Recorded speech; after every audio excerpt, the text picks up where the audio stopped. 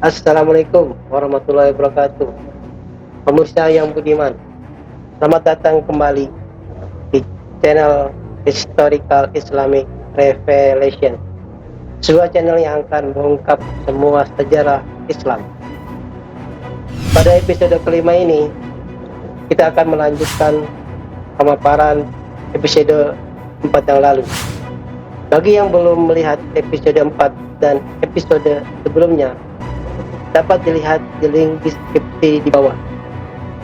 Disarankan agar melihat seri video ini dari episode pertama agar tidak gagal paham.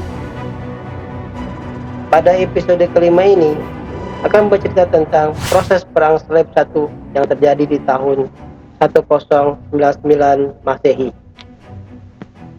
Tapi sebelumnya, agar channel ini terus berkembang, mohon dibantu dengan like, share, dan subscribe. Wassalamualaikum warahmatullahi wabarakatuh. Selamat menikmati.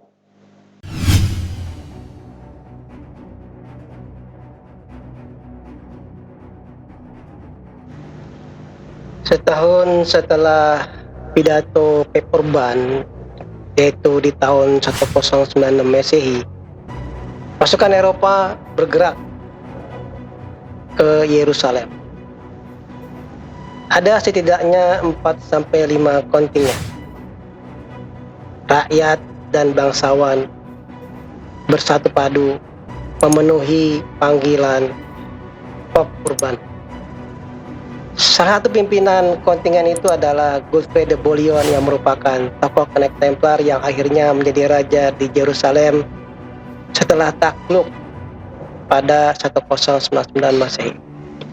Hampir seluruh kontingen sudah berada di Konstantinopel pada tahun 1097 Masehi. Jumlah mereka sekitar 150.000 orang. Suatu jumlah yang besar di kala itu. Raja Bizantin Alexius sebenarnya resah terhadap kedatangan Crusader yang jumlahnya raksasa ini.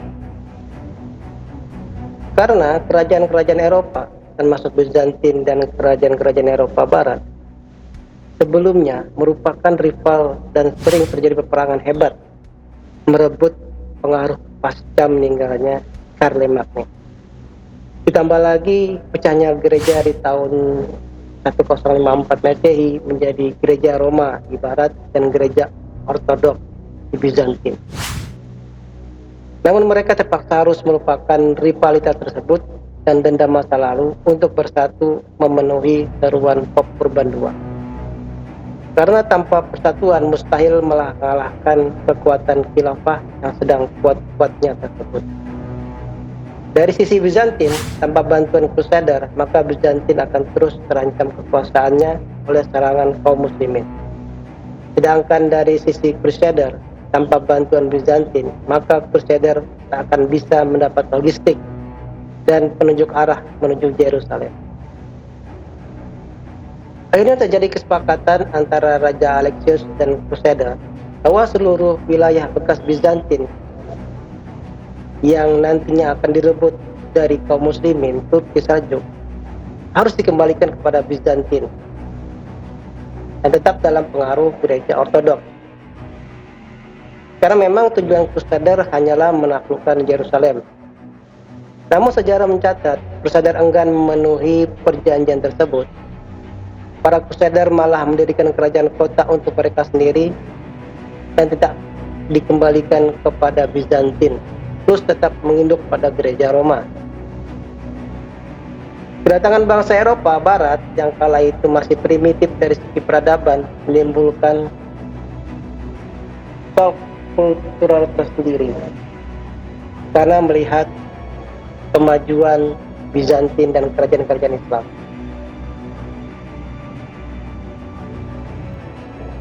Disinilah bangsa Eropa Barat mengalami transformasi kebudayaan dengan drastis. Mereka terkaget-kaget melihat kemajuan peradaban Bizantin, saudara sesama Kristennya, dan kerajaan-kerajaan Islam. Inilah yang nantinya mendorong terjadinya Renaissance di Eropa. Melihat rute yang dilalui pasukan salib ini dengan jarak hampir 6,6 ribu kilometer, yang hampir sama dengan jarak dari ujung Sumatera sampai ke ujung Pulau Jawa. Waktu yang ditempuh selama setahun, perbekalan dengan dana pribadi, melewati daerah lintasan yang hutan buas, semua itu membuat takjub para sejarawan pada apa yang dihasilkan oleh pidato Pop Urban ini, yang mampu menggerakkan dan menyatukan Eropa dalam satu ide yang belum tentu mampu dilakukan oleh manusia manapun.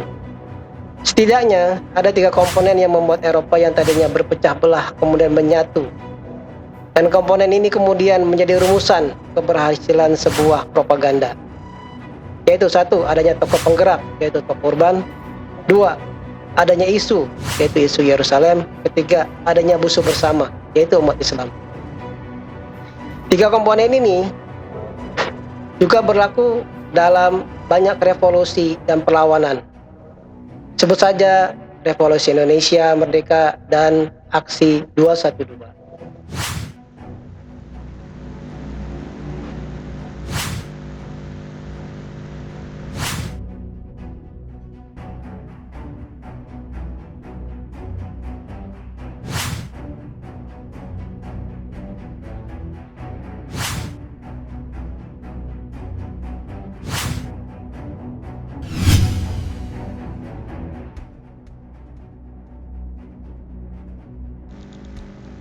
Juni tahun 1097 Masehi, pasukan salib bergerak ke Nicea dan berhasil menguasainya dari Turki Saljuk. Lalu mereka bergerak lagi ke Antioquia dan berhasil merebutnya di tahun 1098 Masehi. Bala bantuan dari Turki Saljuk datang bergelombang untuk menolong saudaranya yang di Antioquia. Gelombang pertama dari Damaskus, kedua dari Aleppo, dan ketiga dari Mosul. Namun ketiga gelombang tersebut gagal mengembalikan kota tersebut. Pasukan salib bergerak lagi ke Yerusalem. Pergerakan pasukan salib dari Konstantinopel menuju Yerusalem seakan tanpa halangan dari Turki Saljuk. Padahal daerah yang dilewati pasukan salib adalah daerah Turki Saljuk. Hal ini terjadi karena setelah wafatnya Raja Saljuk, Malik Shah, dari tahun 1092 sampai dengan 1092 Masehi, anak dari Arslan, Kesultanan Saljuk mengalami kemunduran dan konflik antar penguasa. Mereka terpecah-pecah di Damaskus, Aleppo, Mosul, sehingga ketika datang pasukan salib melewati wilayah kerajaan Saljuk, mereka mendiamkan pasukan salib lewat, bahkan ada yang memberi bantuan makanan. Mereka berpikir bahwa tujuan utama dari pasukan salib adalah Yerusalem, jadi tidak ada hubungannya dengan mereka. Lebih baik menyingkir daripada menghadang mereka. Mereka juga berpikir jika pasukan salib menghantam sultan saingannya, tentu ini adalah keuntungan tersendiri. Begitulah umat Islam terpecah, saling mendiamkan, saling mengharapkan kejatuhan sesama muslim. Tidak ada ukhuwah di antara sesama kaum muslimin. Lalu pasukan salib bergerak lagi menuju Yerusalem dan tiba di sana di tahun 1099 Masehi. Tapi perlu diketahui bahwa setahun sebelumnya di tahun 1098 Masehi, Yerusalem telah direbut kembali oleh dinasti Fatimiyah Syiah dari kekuasaan Bani Saljuk. Praktis ketika tentara salib datang, maka yang mereka hadapi adalah penguasa Syiah Fatimiyah. Pasukan salib, 1, kemungkinan terinspirasi dari Old Testament atau Perjanjian Lama dalam usaha melakukan Yerusalem ini. Pertama, dalam kisah kitab Yosua ayat 1 sampai 27.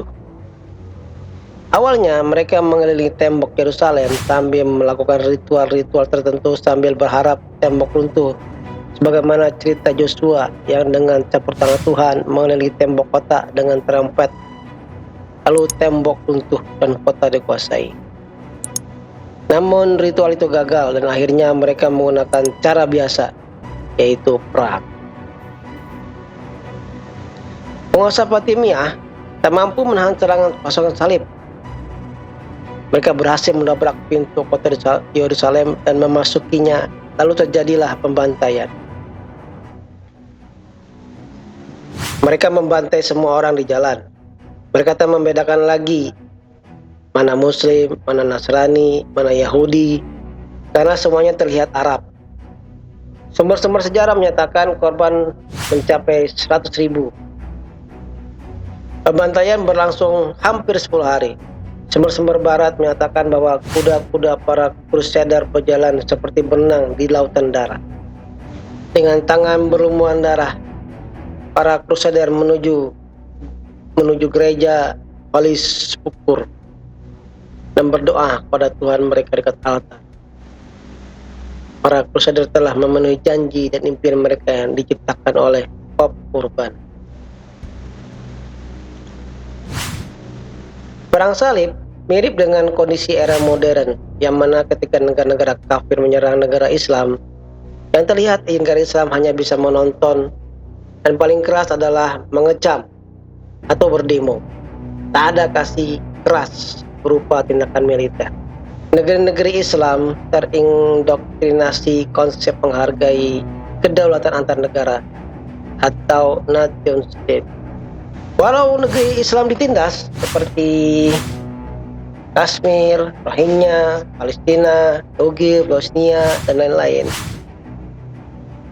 namun negeri Islam tidak bisa mengambil tindakan militer apapun tanpa izin PBB, walau penindasan itu sudah di luar nalar.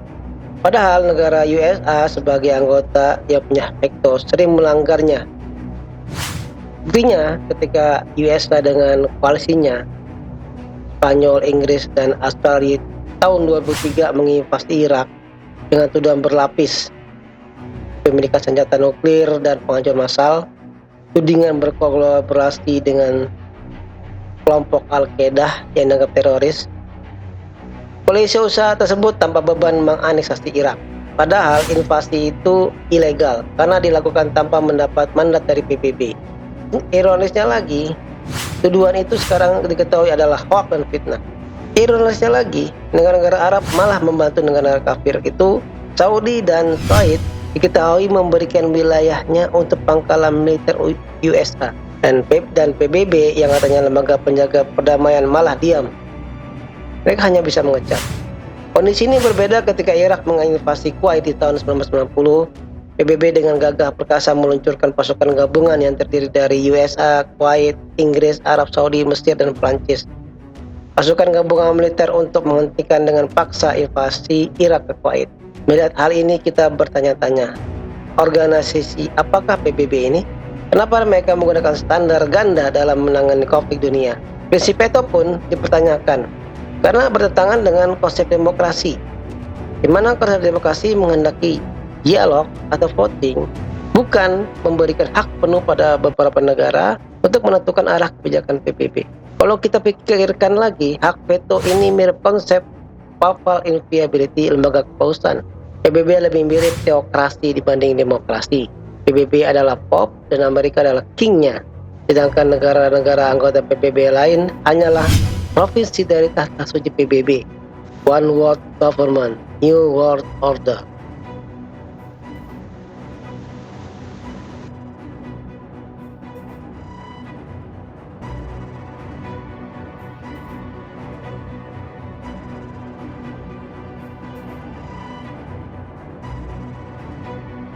Perang salib itu sebenarnya bukanlah bentrokan pertama antara peradaban Islam dengan peradaban Kristen. Bentrokan sudah terjadi di masa Rasulullah SAW 400 tahun sebelumnya, yaitu di Perang Mu'tah di tahun 629 Masehi dan Perang Tabuk di tahun 630 Masehi. Kemudian di zaman Khulafaur Rasyidin, lalu di masa khilafah Bani Umayyah yang berhasil menaklukkan Spanyol di Eropa Barat dengan pimpinan Tariq bin Ziyad. Namun perang salib ini bagi kaum Kristen di zaman modern ini punya arti tersendiri karena terus bergema di alam bawah sadar masyarakat Eropa dan Amerika. Pada saat ini di Indonesia, umat Islam sedang bergolak terkait isu RUU HIP atau haluan ideologi Pancasila. Tampaknya ada kemiripan peristiwa antara perang salib dengan demo HIP ini. Umat yang tadinya terpecah-pecah antara Banser, HTI, FPI, PKS, Muhammadiyah, PA 212, NU, MUI, dan lain-lain tampaknya mulai bersatu dalam satu barisan, dalam satu isu, yaitu penolakan terhadap RUU HIP. Mirip seperti Eropa yang awalnya terpecah belah, lalu bersatu dalam satu barisan dalam satu isu, yaitu Yerusalem.